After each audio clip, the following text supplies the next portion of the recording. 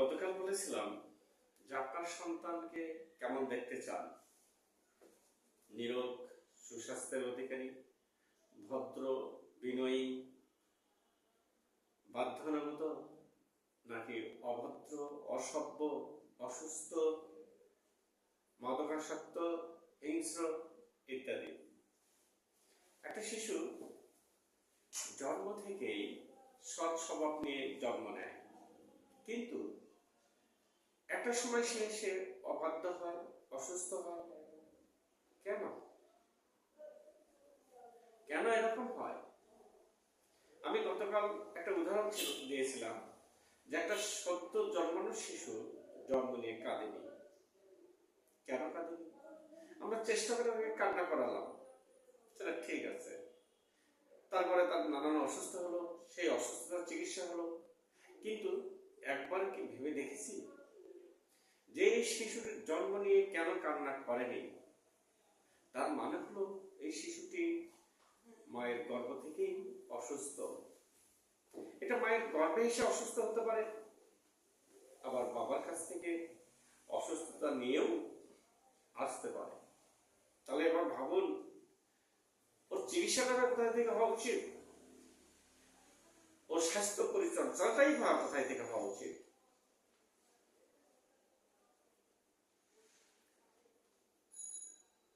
গর্ভকালীন একটি মা আত্মকেন্দ্রিক, স্বার্থপর, হিংস্র মনোভাব পোষণ করলেন, সেই শিশু জন্ম নিয়ে যত সদ্ভাব নিয়েই জন্ম নিয়ে সে ক্রমাগত বড় হবে আর অহিংস্র, স্বার্থপর হয়ে যাবে। আবার আমরা অনেকে কি করি, একটা শিশুকে, ছোট্ট শিশুকে 6 মাস 3 মাস বয়স কোলে নিয়ে দোকানে যাই, যে বলে বাবা তুমি কি নিবা, নাও নাও নাও। এই শিশুটি একটা দোকানে যেয়ে কিছু কেনা শিখলো।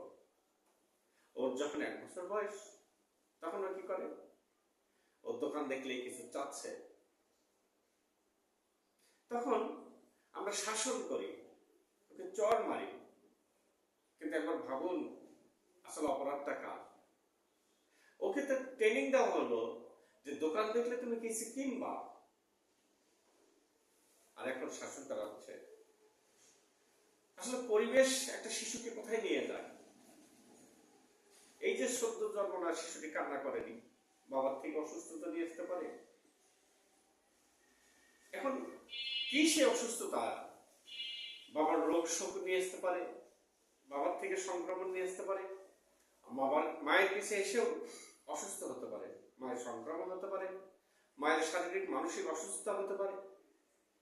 তাই একটা সুস্থ সুন্দর শিশু পেতে হলে একটা স্বাস্থ্য পরিচর্যা প্রয়োজন।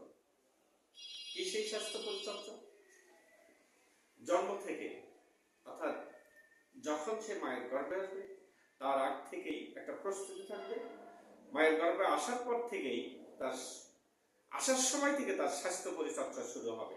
অর্থাৎ একটা আদর্শিক জীবন প্রণালী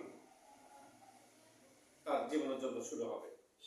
খাদ্য গ্রহণ, গোসল, তাপ, শারীরিক মানসিক আচার ব্যবহার, শিক্ষা, পোশাক পরিচ্ছদ, পরিধান, মলমূত্র ত্যাগ, শ্বাস প্রশ্বাস গ্রহণ, সমস্ত কিছুই একটা সুশৃঙ্খল সামঞ্জস্যপূর্ণ প্রয়োগ বিধি মেনে চলতে হবে। উদাহরণ হিসেবে বলা যায়, যেমন ধরুন প্রাণী যা পায় তাই খায়, সে খেতে পারে, কিন্তু প্রাণী যখন বিশ্রামে যায় তখন সে জাবর কাটায়। সেই খাবারের মধ্যে যদি বিষাক্ত কোনো খাবার থাকে, সে জাবর কাটানোর সময় বের করে দিতে পারে। কিন্তু একটা মানুষ যা ইচ্ছা তাই খেতে পারে না, কারণ সে জাবর কাটাতে পারবে না এবং সে বিষাক্ত খাবারটুকু সে বের করে দিতে পারবে না। সে অসুস্থ হবে, খারাপ বোধ করবে। এই জন্য জীবনের প্রত্যেকটা মুহূর্ত একটা স্বাস্থ্যবিধি, একটা আদর্শিক জীবন প্রণালী মেনে চলা উচিত। এই আদর্শিক জীবন প্রণালী যখনই বিস্তৃত হবে, যে ক্ষেত্রে বিস্তৃত হবে, সেই ক্ষেত্রে সে অসুস্থ হবে। সেই অসুস্থতা শারীরিক হতে পারে, সেই অসুস্থতা মানসিক হতে পারে।